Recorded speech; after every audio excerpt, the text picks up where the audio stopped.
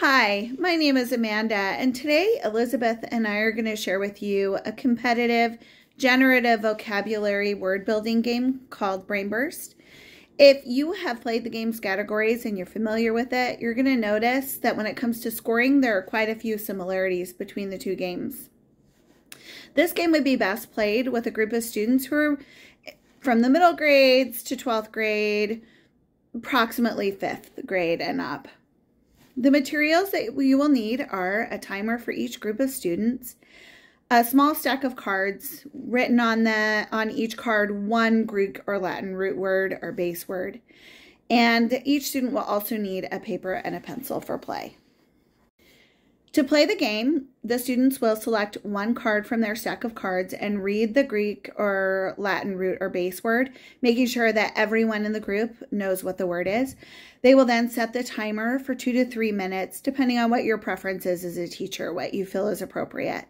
While the timer is running, each student is going to write as many words as they can think of on their piece of paper that contain that root or base word, and they're going to keep writing until the timer goes off.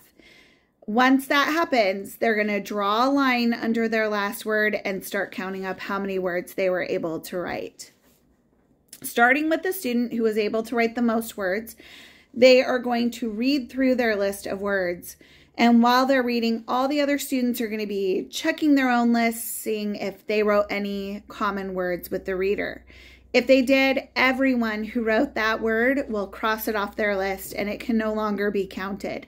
After the first student reads their list of words, the next student will read theirs, and again, the students will continue to cross off any common words that they wrote with the reader. And this will keep going until everyone has had a turn to read their words. After the students are left with only their own unique words, they are going to count up how many words that they have left. And whoever has the most unique words that they wrote is the winner. While playing the game, if any disputes arise among your students about whether a word that was written is a real word, encourage them to consult a dictionary for clarification. Also, you can use variations of this game and study affixes by replacing the root or base word cards with cards containing prefixes and suffixes. Following gameplay is an ideal time to work with your students on morphological analysis.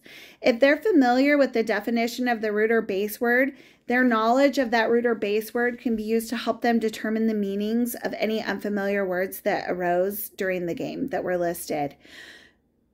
On the other side of the coin, if they are not familiar with the definition of the root or base word, then any familiar words that were written on the lists and the commonalities and relationships between those definitions can help them to determine the meaning of the root or base word. So it's a great vocabulary building game for your students, and we hope you enjoy playing Brainburst.